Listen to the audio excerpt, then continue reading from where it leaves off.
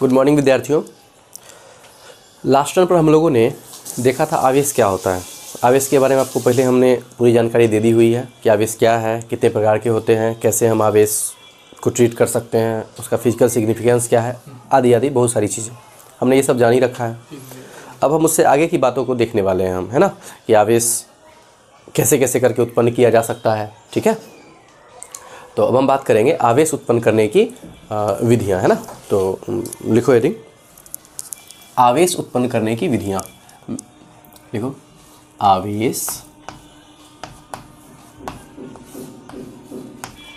उत्पन्न करने की विधियां, यानी कि method of production of charge. Method of production of charge. ठीक है, अब ये मेथड है क्या, कैसे कैसे करके हम उत्पन्न करेंगे, यही मेथड है। मतलब जैसे उत्पन्न करते हैं उसी के नाम पर मेथड का नाम पड़ा हुआ है। ठीक है, क्या अंकल जोर जोर से सिप मार रहे हैं? ओके, तो देखते हैं। पहला है घर्षण विधि। घर्षण विधि बोले तो frictional method. Frictional method. Second है इंडक्शन मेथड, यानी कि प्रेरण विधि।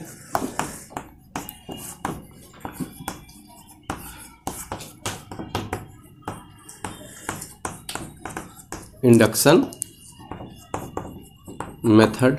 और थर्ड है आवेशन विधि।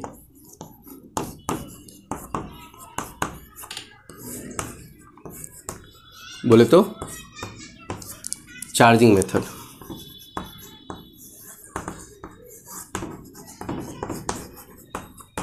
चलिए एक एक करके सारे बातों पर हम विचार करेंगे, है ना। तो डाले हेडिंग, आवेश उत्पन्न करने की विधियां, डाल दिया होगा। उसके बाद लिखेंगे आवेश उत्पन्न करने की 3 विधियां हैं। 1 2 3 पूरा लिख ले। लिख लिया? ओके, अब हम एक एक करके चर्चा करते हैं कैसे करके आवेश हम उत्पन्न करेंगे। जैसे घर्षण विधि है पहला नंबर।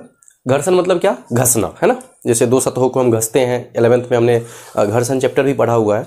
ठीक वैसे यहाँ पर हम घसने का काम करेंगे, घसेंगे और आवेश उत्पन्न हो जाएगा। लेकिन घसे तो घसे किसे, है ना। ऐसा नहीं कि किसी को किसी के साथ घस दोगे तो हो जाएगा।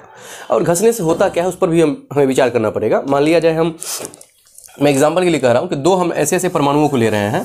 परमाणु क्यों कह रहा हूँ मैं, हम ले रहे हैं पदार्थों को, लेकिन हम परमाणु के लेवल पर बात करेंगे, क्योंकि इलेक्ट्रॉन तो परमाणु में होते हैं, है ना।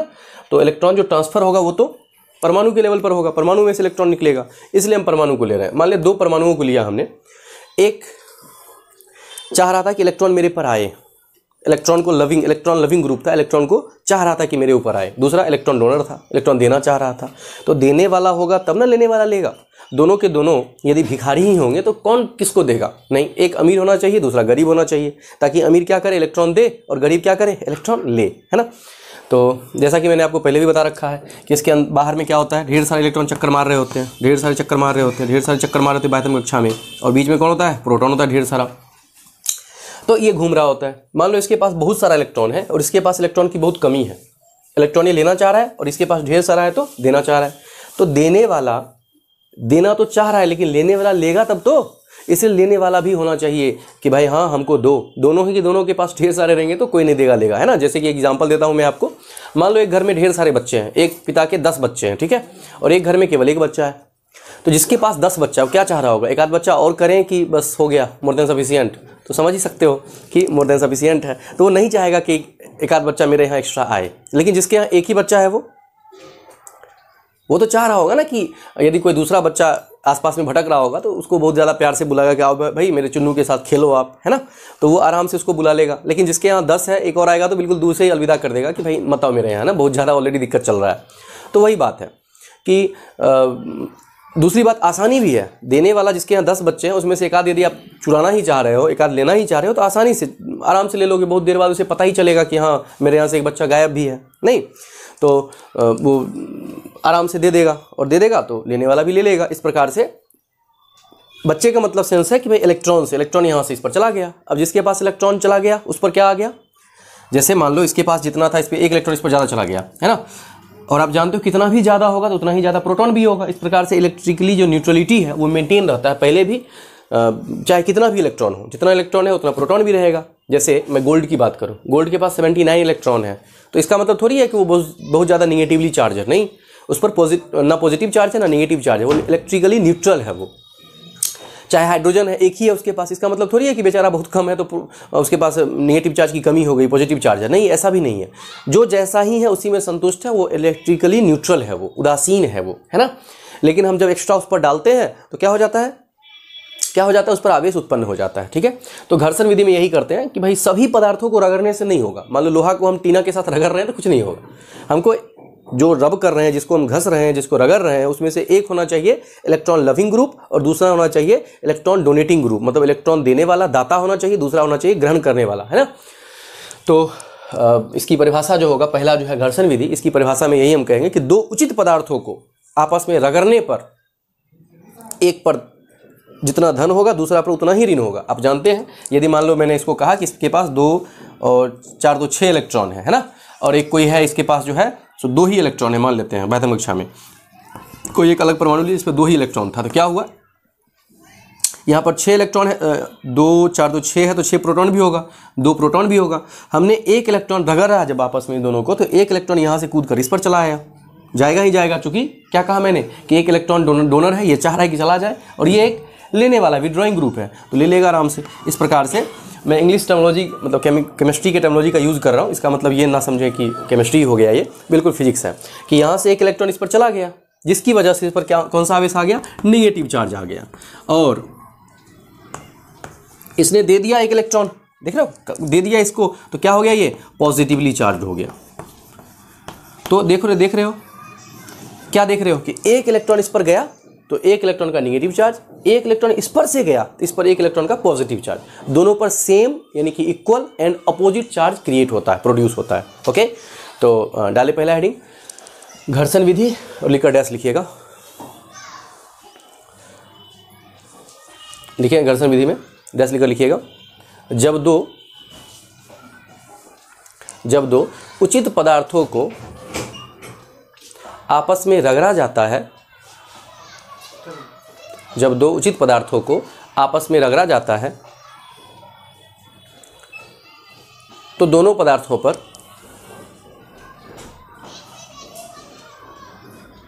समान तथा विपरीत आवेश उत्पन्न हो जाता है। तो दोनों पदार्थों पर समान तथा विपरीत आवेश उत्पन्न हो जाता है। इसे ही हम घर्षण विधि कहते हैं। इसे ही हम घर्षण विधि कहते हैं। लिख लिया, वेरी गुड। चलिए दूसरी बात करते हैं। घर्षण से तो हो गया कि हम दोनों को रगड़ेंगे और हो जाएगा। जैसे आपने अभी तक जितना भी आवेश उत्पन्न करने का पढ़ा होगा 10th में कि हमने क्या किया, कंघी से मतलब कंघी से बाल को रगड़ा तो कंघी पर क्या हो गया, कंघी पर क्या हो गया, बोलो बोलो, कंघी पर आवेश उत्पन्न हो गया। बाल से कंघी पर धन आवेश और बाल पर ऋण आवेश उत्पन्न हो गया, है ना।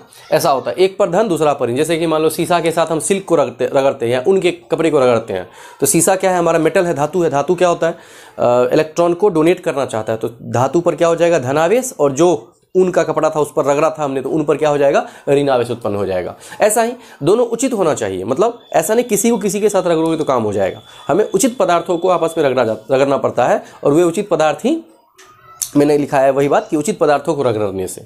तो ये हो ही गया चार्जिंग मेथड। दूसरा क्या है, प्रेरण विधि यानी कि इंडक्शन मेथड। लिखो तो, प्रेरण विधि। अब ये प्रेरण विधि क्या है, सोचो जरा। प्रेरण नाम से लग रहा होगा कि प्रेरित किया जाता होगा। जैसे कि होता है, कहा जाता है कि संगत से गुणात है, संगत से गुंजात वाली कहावत आपने सुनी होगी कि संगति जो है अच्छे बच्चों के साथ करनी चाहिए, क्योंकि वो अच्छा बच्चा है, वो आपको प्रेरित करेगा अच्छाई की ओर, है ना। और बुरा बच्चा बुराई की ओर प्रेरित करता है।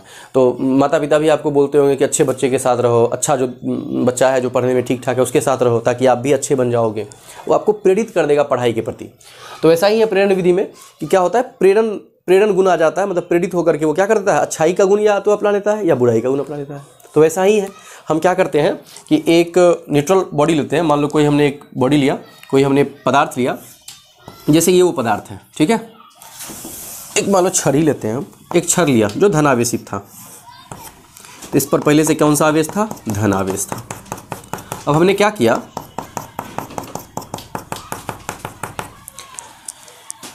यह है आवेशित छड़,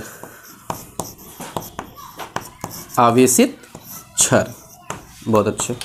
इसके निकट हमने इसको ले गए हम एक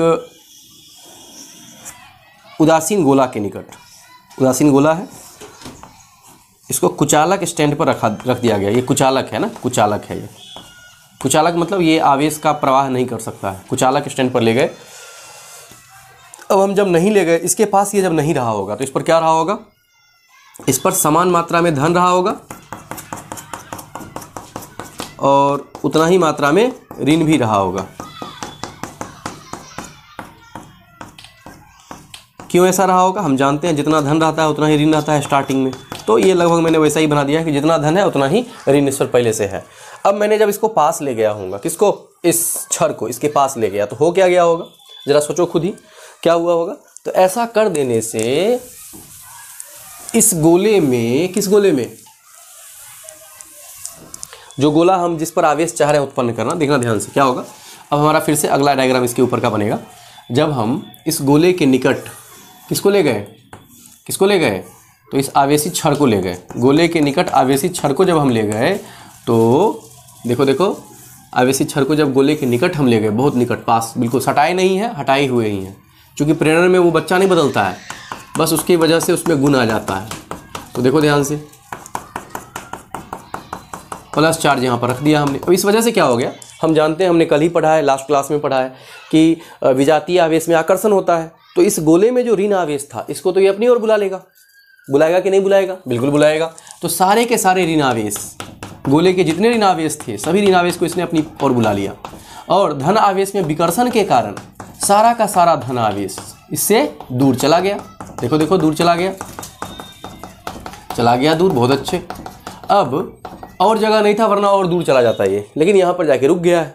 अभी आप इसको हटा दोगे फिर से वापस वैसे ही बन जाएगा ये, लेकिन हम अभी क्या करेंगे, इसको ऐसे रखेंगे और चुपके से क्या करेंगे, एक चालक तार से इसको धरती माँ से जोड़ देंगे। ठीक है, धरती पर होता है, धरती भी इलेक्ट्रिकली न्यूट्रल ही है, कोई भी बॉडी हमेशा इलेक्ट्रिकली न्यूट्रल ही होता है, बट फिर भी हम क्या करेंगे, धरती से जोड़ दिए। इसको बोलते हैं भूधृत करना, अर्थिंग करना। तो भूधृत कर दिया हमने, इसको धरती से जोड़ दिया। अब जैसे ही हमने धरती से जोड़ा तो हो क्या गया, अब ये पॉजिटिव क्या चाह रहा था, दूर जाएं। किससे?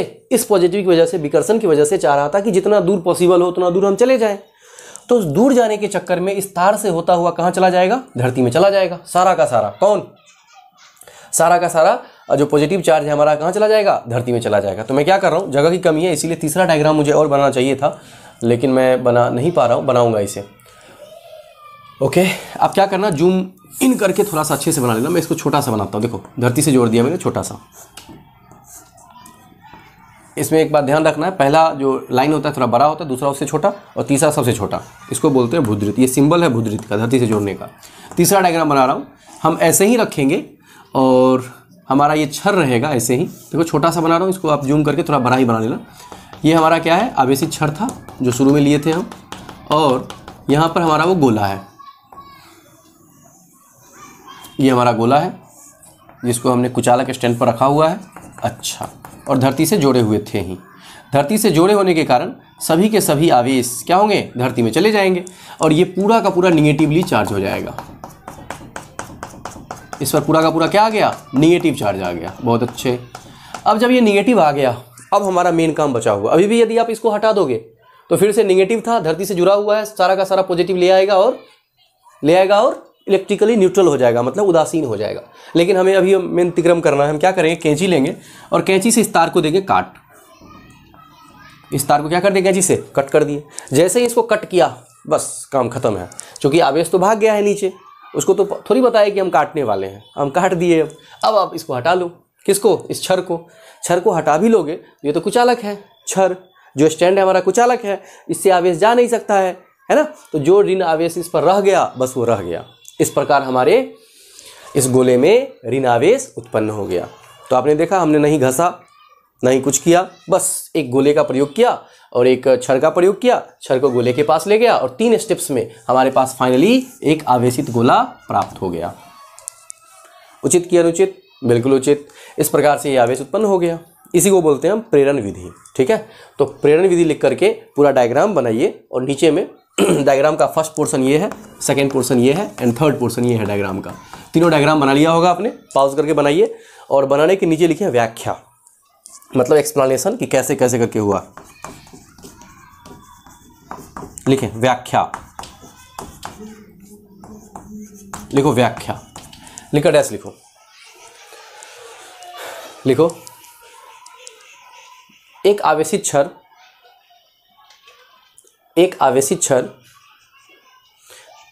तथा एक उदासीन गोला लिया। आवेशित छड़ को उदासीन गोले के निकट ले जाया गया। फलस्वरूप उदासीन गोले का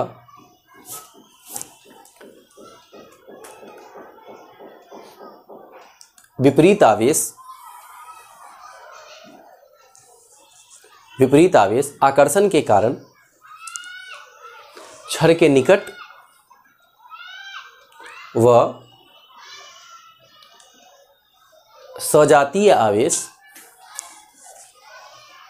छड़ से दूसरी ओर व्यवस्थित हो गया। पूर्ण विराम। अब गोले को चालक तार से जोड़ दिया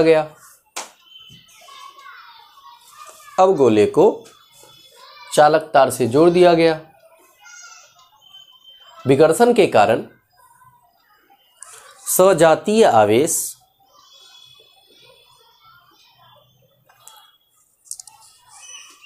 भूधृत तार से होते हुए पृथ्वी में समाहित हो गया। अब चालक तार को काट दिया गया। इस प्रकार गोले पर छड़ के विपरीत प्रकृति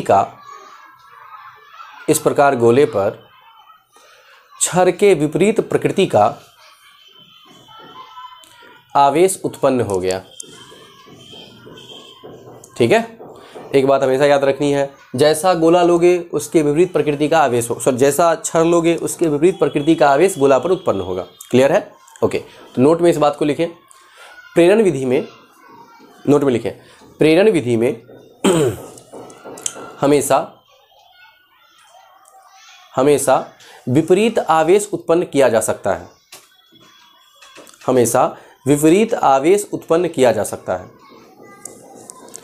अब देखो, ऐसा है नहीं कि हमेशा ऐसा ही होगा, लेकिन इस विधि में जैसा हमने किया है, इस विधि में ऐसा ही होना पड़ेगा। एक और तरीका है, उससे भी आप कर सकते हो कि उसमें चाहोगे जैसा चाहोगे वैसा हो जाएगा। ऐसा नहीं है कि बिल्कुल ऐसा ही हमेशा होगा। आप सोच रहे होगे कि सर कैसे हो जाएगा, हमने देखा ऐसा ही होगा, लेकिन है एक तरीका जिससे आप कर सकते हो, जिससे आप जो है सजातीय आवेश भी उत्पन्न कर सकते हो, या फिर दोनों आवेश एक साथ आपको मिल जाएगा। इसको मिटा रहा हूँ मैं, लिख ही लिया होगा। अब वो तरीका देख लेते हैं हम, कुछ भी नया नहीं है उसमें, बस थोड़ा सा दिमाग लगाया है और हमारे पास एक ऐसा तरीका आ जाएगा, ऐसा जुगाड़ हो जाएगा कि हमारे पास वही आवेश उत्पन्न हो जाएगा जो हम चाह रहे हैं, मतलब जो जैसा हमारे पास गोला है। इनफैक्ट दोनों हो जाएगा। मान लेते हैं फिर से, एक हमने क्या लिया, आवेशित छड़ लिया, मेथड 2। एक हमने आवेशित छड़ लिया। मैं ये बिना मतलब का हो जाएगा, लेकिन फिर भी चूंकि मैंने आपको बता दिया तो मैं चाह रहा हूँ कि थोड़ा डिस्कस कर दूँ इस पर। नहीं भी लिखना चाहोगे तो नहीं लिख सकते हो इसको। देखो ध्यान से, हमने इसको लिया, ठीक है। अब हमने इसको क्या किया कि इस छड़ को लिया और एक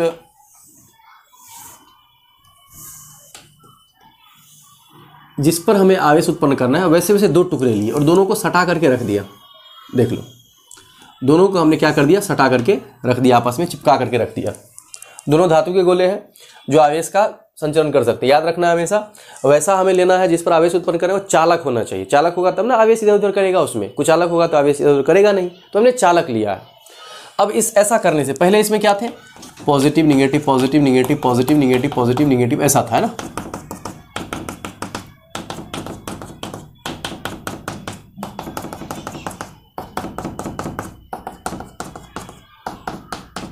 ऐसा था। जब हम इसको निकट ले गए, ये अभी हमारे पास दूर में है, थोड़ा दूर में स्थित है,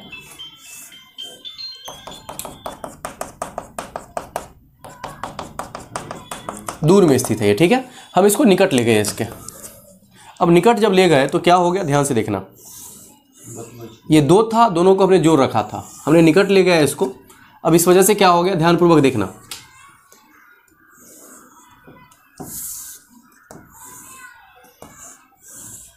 ये देखो,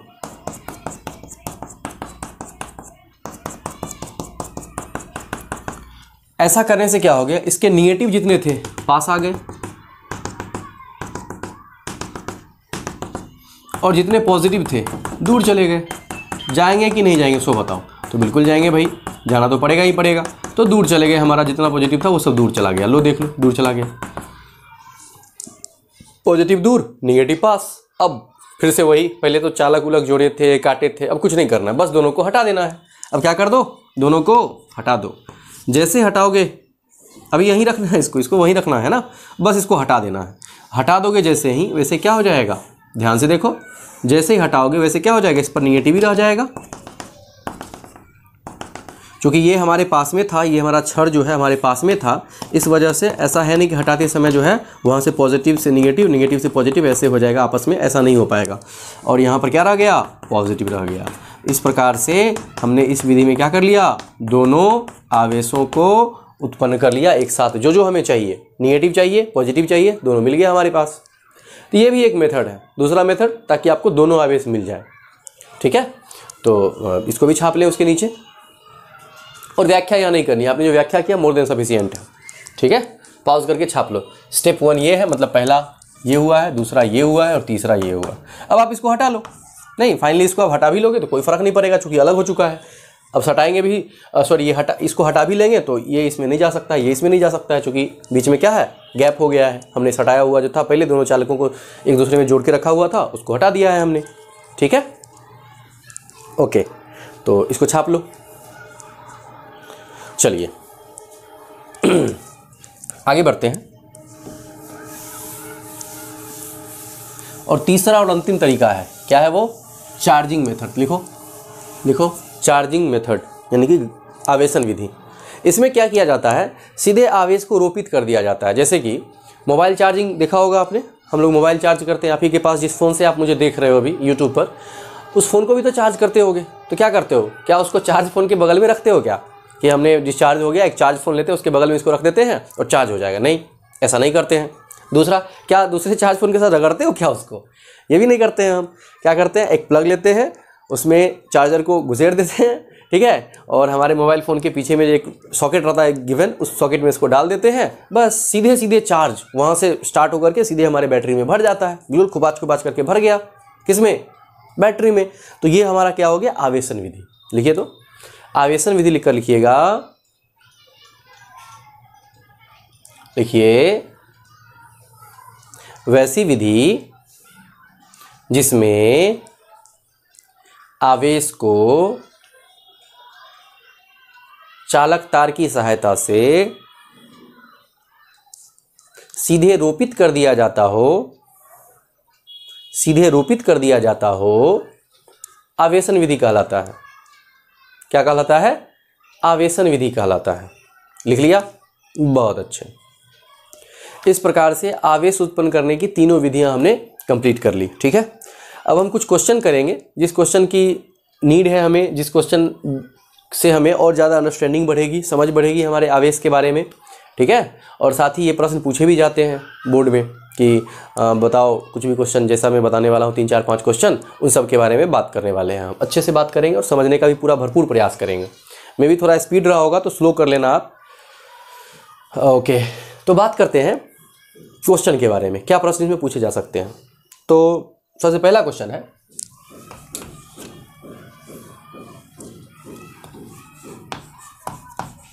आवेश सदैव आवेशित पिंड के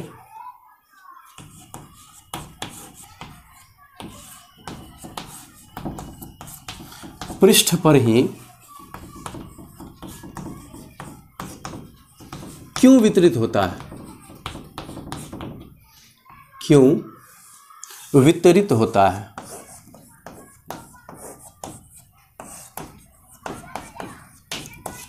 पहला क्वेश्चन है ना, प्रश्नवाचक चिन्ह है ना। ये हमारा पहला प्रश्न रहा कि भाई आवेश सदैव आवेशित पिंड के पृष्ठ पर ही क्यों वितरित होता है। जैसे यदि आप आवेश दोगे, ये मान लो हमारा गोला है, ठीक है। अब कहोगे सर चालक में कुचालक में कोई भी हो, चालक होगा तो आवेश सब जगह बटेगा, कुचालक हुआ जहाँ रखोगे वहीं रह जाएगा। तो मान लेते हैं एक गोला है जिसको हमें आवेशित करना है, फिर से इसे कुचालक छड़ पर रख दिया गया, कुचालक छड़ है या कुचालक स्टैंड है, रख दिया इस पर। अब जब इसे आवेश दोगे तो पहला आवेश दिया, जब दूसरा आवेश दोगे तो यहाँ रखोगे तो ये यहाँ नहीं रुकेगा, ये क्या होगा, सबसे ज़्यादा दूर जाके एडजस्ट हो जाएगा। क्यों? क्योंकि आवेश में क्या होता है, विकर्षण होता है। सजातीय आवेश में क्या होता है, विकर्षण। आप कहोगे सर हम एक माइनस रखेंगे वो प्लस रखेंगे, तो एक माइनस एक प्लस रखा, दोनों तो न्यूट्रल हो गया ना, खत्म हो गया दोनों। तो हमें यदि आवेशित करना है तो एक ही प्रकार का आवेश देना पड़ेगा, और वह आवेश जैसे इस पर गया तो अधिकतम विकर्षण की वजह से अधिकतम दूरी पर जाकर के एडजस्ट हो जाएगा, अधिकतम दूरी पर जाकर के अरेंज हो जाएगा, व्यवस्थित हो जाएगा। तो ये यहाँ और ये यहाँ, अगला दिया तो यहाँ, फिर से दिया, फिर यहाँ यहाँ यहाँ, ऐसा हो जाएगा। सही है। इस प्रकार आप देख पा रहे होगे कि आवेश केवल कहाँ जा रहा है, पृष्ठ पर जा रहा है और कहीं नहीं जा रहा है। इस प्रकार हमने क्या समझा कि आवेश केवल पृष्ठ पर जाता है, अंदर में आवेश रहता ही नहीं है। ठीक है, अंदर में आवेश जा ही नहीं सकता है, जहां दोगे वो अपने अपने पृष्ठ पर ही जाकर के फैल जाएगा। ठीक है, तो उत्तर लिखिए इसका। क्वेश्चन हमारा था आवेश सदैव आवेशित पिंड के पृष्ठ पर ही क्यों वितरित होता है। तो उत्तर लिखिए, उत्तर लिखिए। डायग्राम भी बगल में कहीं बना लीजिएगा छोटा सा। लिखिए उत्तर। जब किसी पिंड को आवेशित किया जाता है तो सजातीय आवेश में विकर्षण के कारण, तो सजातीय आवेश में विकर्षण के कारण, सजातीय आवेश में विकर्षण के कारण आवेश अधिकतम दूरी पर व्यवस्थित हो जाता है। यह अधिकतम दूरी आवेश का, आवेशित पिंड का पृष्ठ होता है। इसीलिए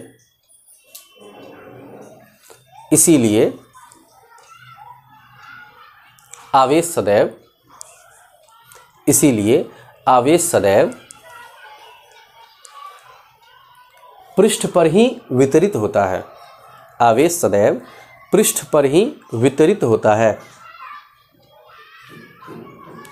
लिख लिया, बहुत अच्छे। सेकेंड क्वेश्चन,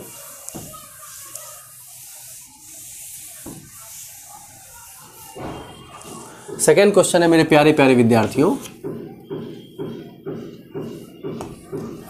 धारावाही तार पर। धारावाही तार मतलब जिसे धारा बह सकता हो, ऐसे धारा बह रहा हो ऐसा होता है, लेकिन हम मान रहे हैं कि जिसमें धारा नहीं बह रहा है उस सेंस में बात कर रहे हैं। धारावाही तार पर अचानक धारा प्रवाहित होने पर, अचानक धारा प्रवाहित होने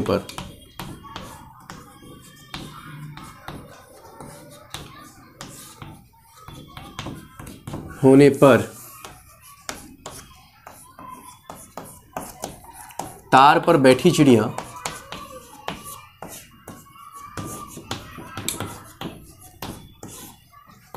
क्यों उड़ जाती है। है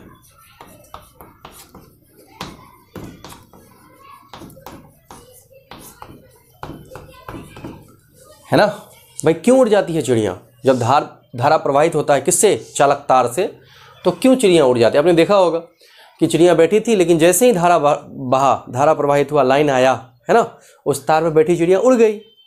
नहीं, अच्छा आप लोग सोच रहे होंगे कि सर हम तो देखते हैं धारा बह रही होती है फिर भी चिड़िया बैठती है और उड़ती ही नहीं है।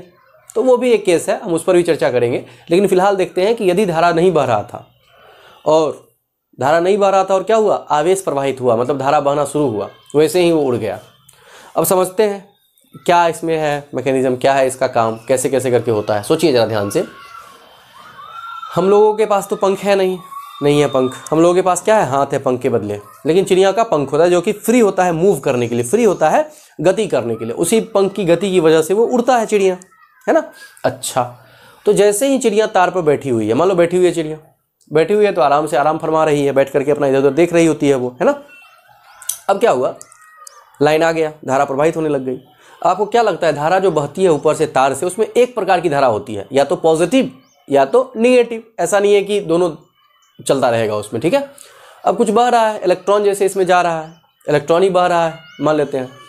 तो आप जानते होंगे धरती से नीचे से निगेटिव लेते हैं, ऊपर से पॉजिटिव मानकर चलते हैं। वैसे आप बाद में देखोगे कि इलेक्ट्रॉन बह रहा है, लेकिन मानकर चलो कि उस पर से पॉजिटिव चार्ज बह रहा था। ऊपर से पॉजिटिव लेते भी हो आप, कहाँ से, ऊपर से क्या लेते हो, पॉजिटिव। धरती से क्या लेते हो, निगेटिव। बढ़िया, तो हमने ऊपर से पॉजिटिव ले लिया और हम नीचे से निगेटिव ले लिया और बल्ब हमारा जल जाता है। तो हम मानकर चलते हैं कि ऊपर में पॉजिटिव है, उस पॉजिटिव वाले तार पर कौन बहा हुआ, बैठा हुआ है, चिड़िया बैठा हुआ है। अच्छा, जैसे ही लाइन आया, लाइन जैसे ही आया तो क्या हो गया, धारा बहने लग गया। धारा बहने लग गया तो अब चिड़िया क्या हो गया होगा, उससे आवेश ले लिया होगा। अब सोच रहे होगे सर उसको तो मर जाना चाहिए था। मरता नहीं है, इसके बारे में हम अगले चैप्टर में बात करेंगे, करंट इलेक्ट्रिसिटी में। अभी हम बात कर रहे हैं केवल कि चिड़िया उस पर बैठी हुई थी, जैसे ही आवेश बहा, उसमें से आवेश का प्रवाह शुरू हुआ, धारा बहना शुरू हुआ, तो चिड़िया का पूरा शरीर क्या हो गया, उस आवेश को ले लिया। एक प्रकार का आवेश लिया होगा जो पॉजिटिव है, पॉजिटिव आवेश पूरा ले लिया चिड़िया ने। चिड़िया ले लिया पॉजिटिव आवेश, तो चिड़िया का पूरा बॉडी क्या धनात्मक आवेश लेकर के धनावेशित हो गया। हाँ, अब चिड़िया का पूरा शरीर धनावेशित है और चिड़िया का पंख भी धनावेशित हो गया, और चिड़िया का पंख दोनों सिरे में होता है। तो जैसे ही धनावेशित हुआ, पंख भी धनावेशित हो गया, और धनावेशित दोनों पंखों में क्या लगेगा, आकर्षण की विकर्षण। तो दोनों में क्या लगेगा, विकर्षण। चूंकि धनावेशित है, दोनों समान आवेश है, सजातीय आवेश है, और उस विकर्षण के कारण ही चिड़िया का पंख क्या हो गया, खुल गया।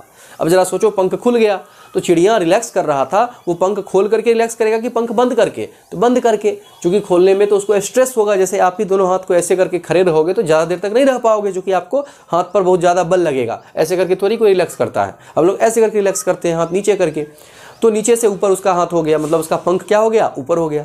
अब वो रिलैक्स करने के लिए जैसे ही पंख नीचे मारा, मतलब बंद करने के लिए नीचे किया, बस उड़ गया चिड़िया। इसीलिए आवेश प्रवाहित होते ही चिड़िया वहाँ से कहाँ से तार पर से उड़ जाती है। ठीक है, तो लिखिए उत्तर, लिखेंगे उत्तर। क्वेश्चन लिख लिया होगा, धारावाही तार पर अचानक धारा प्रवाहित होने पर तार पर बैठी चिड़िया क्यों उड़ जाती है। लिखिए उत्तर, लिखो, धारा प्रवाहित होने पर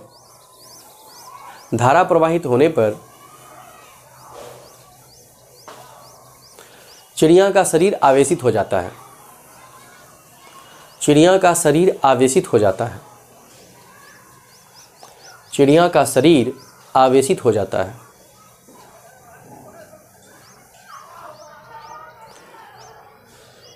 धारा प्रवाहित होने पर चिड़िया का शरीर आवेशित हो जाता है, जिसके कारण सजातीय आवेश में विकर्षण के परिणाम स्वरूप चिड़िया का पंख फैल जाता है। चिड़िया का पंख फैल जाता है और चिड़िया उड़ जाती है। चिड़िया का पंख फैल जाता है और चिड़िया उड़ जाती है। लिख लिया, यस, ओके। एक क्वेश्चन बड़ा ही काम का है इसके बाद वाला, जो बोर्ड ने भी पूछा है, 2018 में पूछा था बिहार बोर्ड ने। और ये प्रश्न था कि बताइए वायु आवेशित क्यों होता है। मतलब प्रश्न ऐसे नहीं था, लेकिन मेन क्वेश्चन का यही थीम था कि वायु उदासीन क्यों होता है, उदासीन क्यों नहीं होता है, मतलब वायु आवेशित क्यों होता है, ये क्वेश्चन था। ठीक है, तो क्वेश्चन क्या था, वायु यानी कि हवा आवेशित क्यों होता है।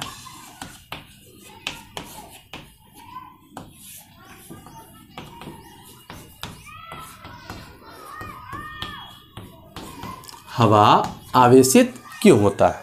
चलिए बात करते हैं हवा के बारे में कि हवा है क्या। आप सोच रहे हो सर हवा में आवेश होता भी है क्या, हमें पता तो नहीं चलता। आपको पता चले या ना चले, लेकिन मैं भी बताने वाला हूं कि वायु में आवेश होता है। और ये आवेश कहाँ से आता है, वायु में आवेश आया कहाँ से। ठीक है, तो सोचो पहले वायु क्या है। तो वायु बहुत सारी गैसों का मिश्रण है, ऑक्सीजन है, नाइट्रोजन है, कार्बन डाइऑक्साइड है ना, जलवाष्प है, और क्या है, हाइड्रोजन है, हीलियम है, ढेर सारा है, इसमें ढेर सारा गैस का ये मिश्रण है। कौन? हवा, वायु। बढ़िया।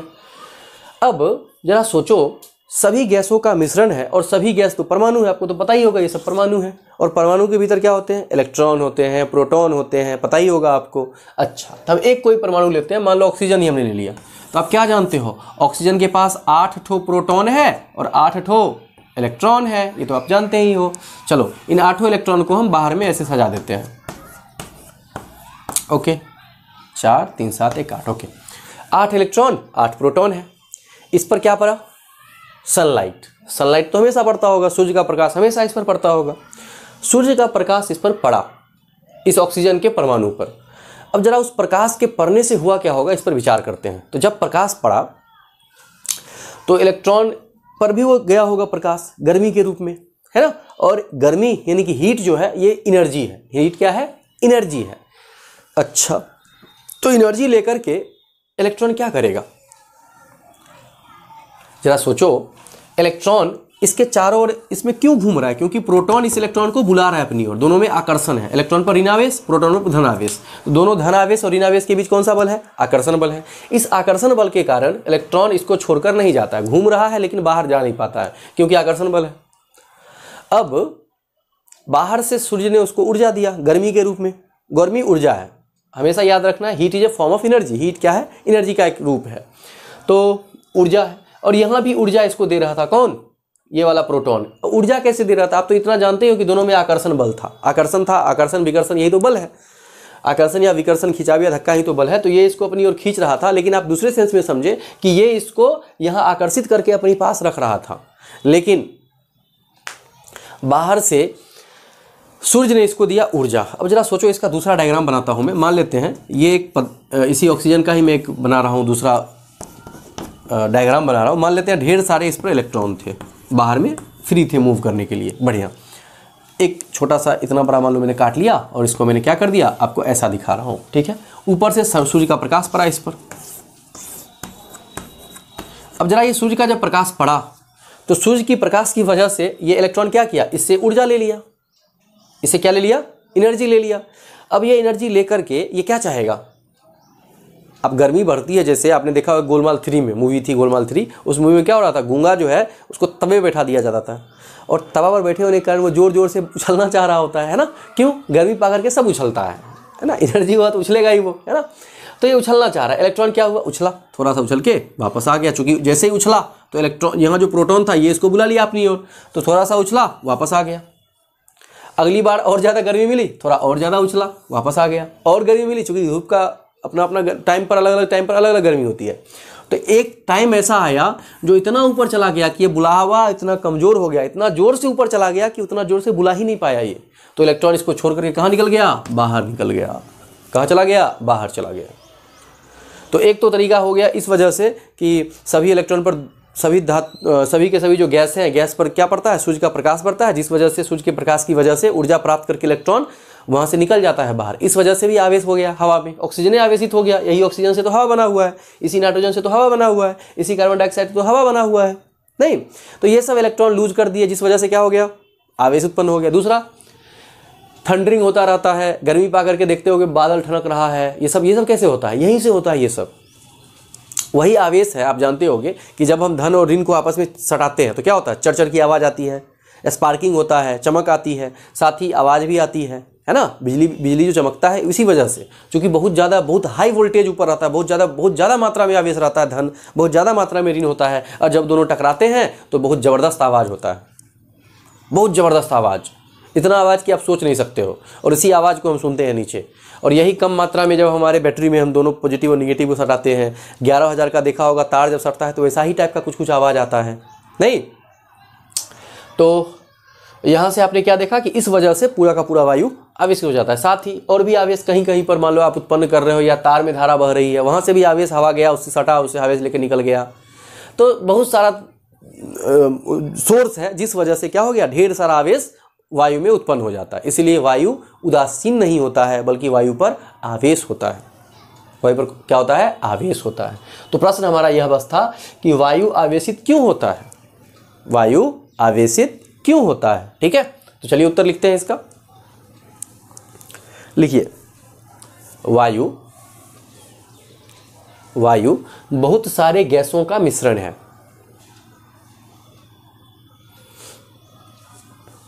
वायु बहुत सारे गैसों का मिश्रण है।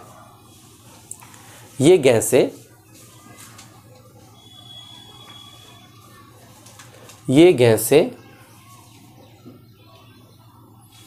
सूर्य प्रकाश की उपस्थिति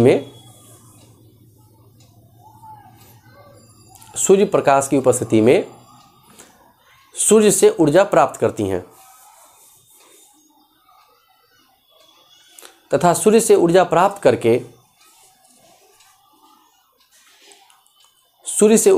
करके गैसों में उपस्थित इलेक्ट्रॉन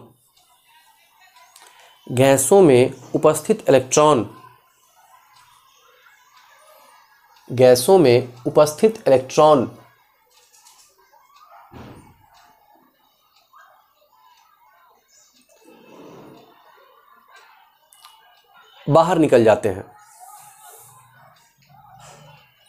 फलस्वरूप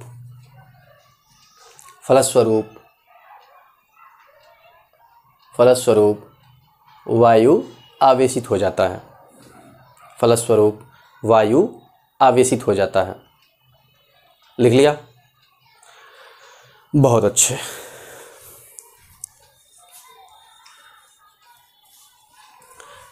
आगे बढ़ते हैं।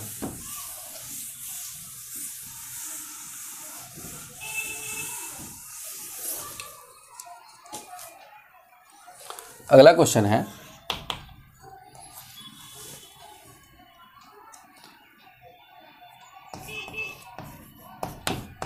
वर्षा में धातु के हैंडल वाले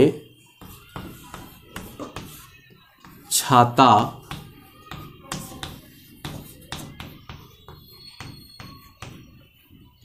की तुलना में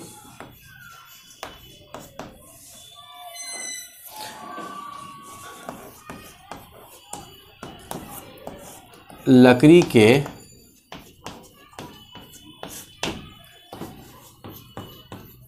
हैंडल वाले छाते का प्रयोग ज़्यादा सुरक्षित क्यों होता है।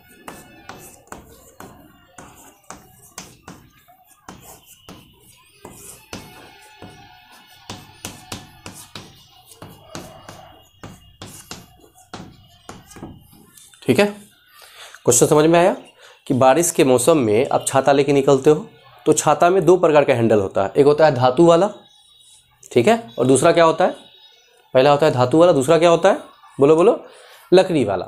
तो प्रश्न है कि बताइए लकड़ी वाला ज़्यादा सुरक्षित क्यों है धातु वाले के रिस्पेक्ट में। तो मुझे बताओ, जब बरसात होता है तभी बिजली चमकती है और तभी थंडरिंग होती है, तभी मतलब वज्रपात होता है, ठनका जिसको अपन ठेठी में कहते हैं, तो तभी ठनका ठनकता है ना। तो क्या हुआ, बारिश का मौसम है, आप निकले धातु वाले छाता को लेकर के।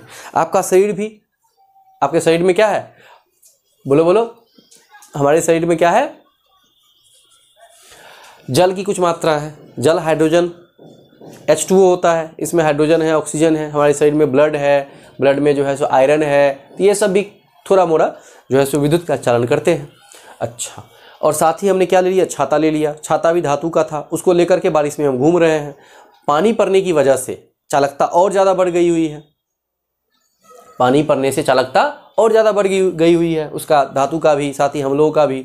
बारिश के मौसम में और ज़्यादा मॉइस्चर होता है, जलकण होते हैं, जिस वजह से चालकता बढ़ जाती है। अब क्या हुआ कि हमने क्या किया, वैसा तो ठीक है लेके निकल गए। अब मान लो थंडरिंग हुआ, वज्रपात हुआ। वज्रपात के समय में बहुत ज़्यादा प्रचंड मात्रा में आवेश ऊपर से नीचे की ओर आता है, धरती पर गिरता है। अब यदि आप धातु के हैंडल वाले छाता को लेके घूम रहे होगे तो वज्रपात आपके ऊपर भी गिर सकता है। आपके ऊपर भी हो सकता है, चूंकि आप चालक हो, और उस वज्रपात का मेन यही काम होता है कि ऊपर से बहुत सारा प्रचंड आवेश धरती में समाहित होता रहता है। उस समय बहुत ज़्यादा हाई वोल्टेज, लाखों वोल्टेज होते हैं, तो वो वोल्टेज आपके ऊपर गिर जाएगा। और समझ ही सकते हो कि जब 440 वोल्ट छूते हो तो बिल्कुल जोर का झटका धीरे से लगता है, और जब लाखों वोल्ट आपके ऊपर गिरेगा तो क्या होगा आप सोच ही सकते हो, आप निपट जाओगे, है ना। तो इस वजह से सलाह दिया जाता है कि बारिश के मौसम में छाता लकड़ी वाला होना चाहिए। और बारिश के मौसम में छाता जनरली यूज़ करते हैं हम, धूप में भी यूज़ करते हैं, लेकिन बारिश के मौसम में, इसीलिए प्रश्न में लिखा दिया गया है कि वर्षा में, है ना, धूप में निकल रहे हो तो कोई फर्क नहीं पड़ता है ज़्यादा, लेकिन बारिश में यदि निकल रहे हो तो आपको क्या करना है, लकड़ी के हैंडल से बने छाते का प्रयोग करना है, क्योंकि उससे आप ज़्यादा सेफ रहोगे। वैसे ठनका ठनक करके गिरना होगा तब तो उतना ज़्यादा कुछ है नहीं, लेकिन फिर भी उसके रिस्पेक्ट में ज़्यादा सुरक्षित होता है। तो उत्तर लिखिए, लिखें धातु के, इसका उत्तर लिखेंगे धातु के हैंडल से बना छाता सुचालक होता है, सुचालक होता है। बारिश के मौसम में वज्रपात का भय बना रहता है। सुचालक होने की स्थिति में वज्रपात छाते पर होने की भी संभावना होती है, छाते पर भी होने की संभावना होती है, जिससे बचने के लिए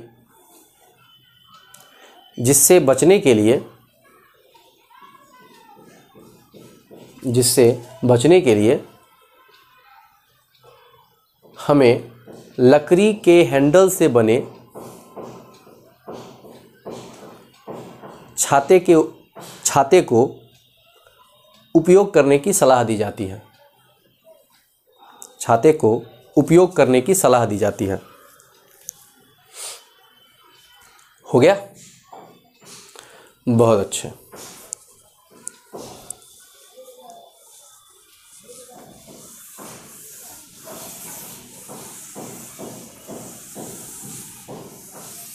ठीक है, एक और क्वेश्चन है, जैसे हम लोग हैं, क्या हम लोग आवेशित हो सकते हैं? क्या हम लोग आवेशित हो सकते हैं? सोचो। तो देखो, आवेशित होने के लिए क्या चाहिए? बोलो, आवेशित होने के लिए क्या चाहिए? आवेशित होने के लिए इलेक्ट्रॉन चाहिए, केवल इलेक्ट्रॉन ही चाहिए, प्रोटॉन तो निकालना पॉसिबल है नहीं। तो हम पर से यदि इलेक्ट्रॉन निकाल लिया जाए, हम पर से इलेक्ट्रॉन निकाल लिया जाए तो हम धनावेशित हो जाएंगे, और हम पर इलेक्ट्रॉन यदि डाल दिया जाए तो ऋणावेशित हो जाएंगे। और जो सजीव होते हैं वो इलेक्ट्रॉन को बर्दाश्त नहीं कर पाते हैं। जैसे हम लोग क्या हैं, सजीव हैं, हम पर यदि आवेश गिरेगा, जैसे धातु पर आवेश दोगे तो कुछ भी नहीं होगा, वो तो ऑलरेडी पहले से निर्जीव है। लेकिन यदि सजीव पर आवेश दोगे तो उसका जो सिस्टम है, जो उसका फंक्शनिंग है, माइंड जो कर रहा है उसका, वो फंक्शन डिस्टर्ब हो जाता है, जिसकी वजह से जान जाने का भय रहता है, जानलेवा होता है ना। तो उसको छोड़ के चलते हैं हम, बाद में उसको करंट इलेक्ट्रिसिटी में फिर से देखेंगे कि हम पर आवेश प्रवाहित होने पर हमें क्या हो जाता है, क्यों हम मर जाते हैं, हमारा प्रतिरोध कितना, बहुत सारी बातों को चर्चा करेंगे हम। फिलहाल हम देख रहे हैं कि भाई क्या हम आवेशित हो सकते हैं। तो क्वेश्चन लिखें, क्वेश्चन, क्या हम आवेशित हो सकते हैं?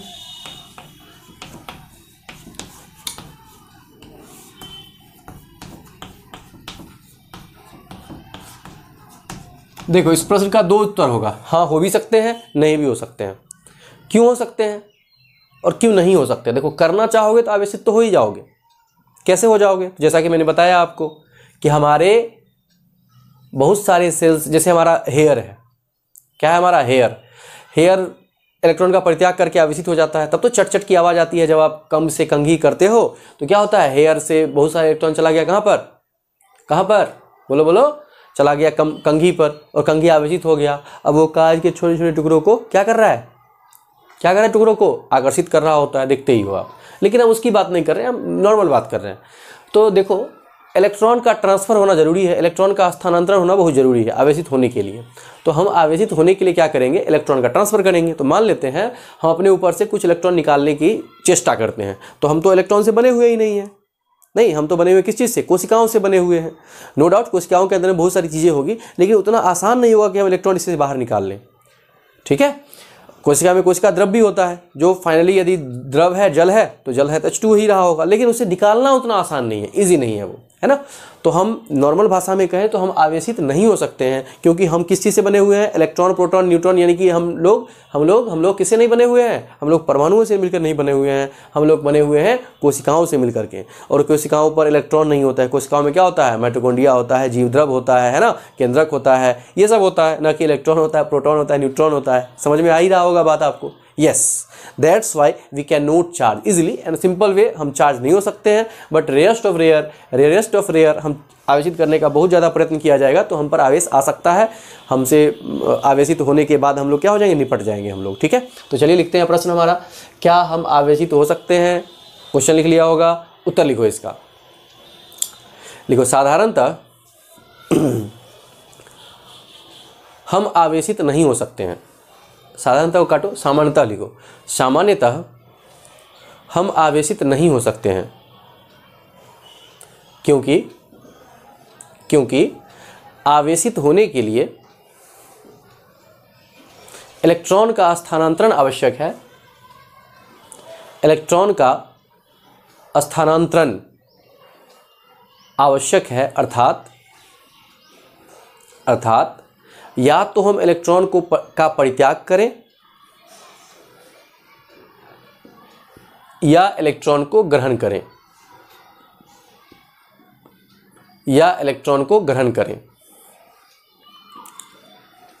परंतु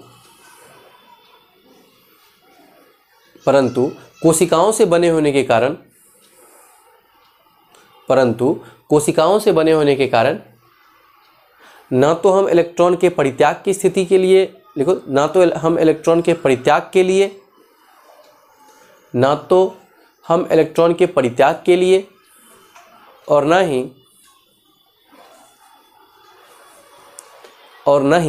इलेक्ट्रॉन के